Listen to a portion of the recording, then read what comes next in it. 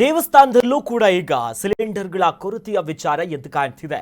ದಾಸೋಹವನ್ನ ಮಾಡುವುದಕ್ಕೆ ಸಿಲಿಂಡರ್ಗಳ ಕೊರತೆ ಕಾಡ್ತಿದೆ. ನೋಡಿ, ಯುದ್ಧದ ಎಫೆಕ್ಟ್ ಈಗ ದೇವಸ್ಥಾನಕ್ಕೂ ಬಂದು ತಟ್ಟುಬಿಟ್ಟಿದೆ.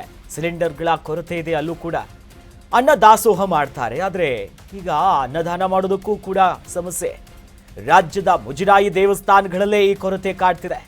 ಸರ್ಕಾರ ಎಚ್ಚೆತ್ತುಕೊಳ್ಳಬೇಕು. ಮುಜರಾಯಿ ಆಯುಕ್ತರಿಗೆ ಸಚಿವರು ರಾಮಲಿಂಗಾರೆಡ್ಡಿ ಅವರು ಕರೆ ಮಾಡಿದ್ದಾರೆ. ಮುಜರಾಯಿ ಇಲಾಖೆಯ ಸಚಿವರಾಗಿರುವಂತಹ ರಾಮಲಿಂಗಾರೆಡ್ಡಿ ಅವರು ದೇವಸ್ಥಾನಗಳ ಅಧಿಕಾರಿಗಳ ಜೊತೆ ಚರ್ಚಿಸಿದ್ದಾರೆ.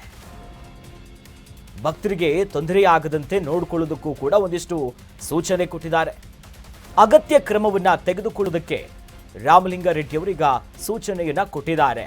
ನೋಡಿ, ನಾವು PG ನೋಡಿದ್ವಿ, ಹೋಟೆಲ್ ನೋಡಿದ್ವಿ, ವೃದ್ಧಾಶ್ರಮ ಸೇರಿದಂತೆ ನಾನಾ ಭಾಗದಲ್ಲಿ ಸಮಸ್ಯೆ ಆಗ್ತಿತ್ತು. ಈಗ ರಾಜ್ಯದ ಮುಜರಾಯಿ ಇಲಾಖೆಯ ಅಂಡರಲ್ಲಿ ಬರುವಂತ ದೇವಸ್ಥಾನಗಳೇನಿದೆ, ಈ ದೇವಸ್ಥಾನದಲ್ಲಿ ದಾಸೋಹಗಳೇನಾಗುತ್ತೆ, ಅನ್ನದಾನಗಳನ್ನ ಮಾಡ್ತಾರೆ, ಮಹಾಪ್ರಸಾದ ಅನ್ನೋದಾಗಿ ಈಗ ದಾಸೋಹವನ್ನು ಮಾಡೋದಕ್ಕೂ ಕೂಡ ಸಿಲಿಂಡರ್ಗಳು ಸಿಗ್ತಿಲ್ಲ. ಅಂಥದ್ದೊಂದು ಕೊರತೆ ಎದ್ದು ಕಾಣ್ತಿದೆ. ಹೀಗಾಗಿನೇ ಇದಕ್ಕೆ ಸಂಬಂಧಪಟ್ಟಂತೆ ಮುಜರಾಯಿ ಇಲಾಖೆಯ ಸಚಿವರಾಗಿರುವಂಥ ರಾಮಲಿಂಗಾರೆಡ್ಡಿ ಅವರೀಗ ಒಂದಿಷ್ಟು ಕ್ರಮ ತೆಗೆದುಕೊಂಡಿದ್ದಾರೆ.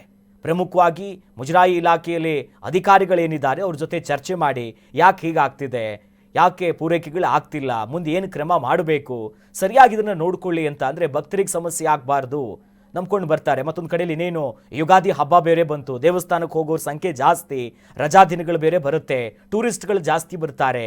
ಯಾಕಂದರೆ ಮುಜರಾಯಿ ಇಲಾಖೆ ಅಂಡರಲ್ಲಿ ಬರುವಂಥ ದೇವಸ್ಥಾನಗಳು. ಹಾಗಾಗಿ ಸಚಿವರು ಈಗ ಒಂದು ಹೆಜ್ಜೆ ಇಟ್ಟಿದ್ದಾರೆ. ಬಟ್ ನಂತರ ಇಲಾಖೆಯಲ್ಲಿ ಯಾವ ರೀತಿ ಪಾಲನೆ ಆಗುತ್ತೆ, ಸಿಲಿಂಡರ್ಗಳ ಪೂರೈಕೆ ಆಗುತ್ತಾ ಇಲ್ವಾ ಅನ್ನೋದನ್ನ ಕಾದು ನೋಡಬೇಕು.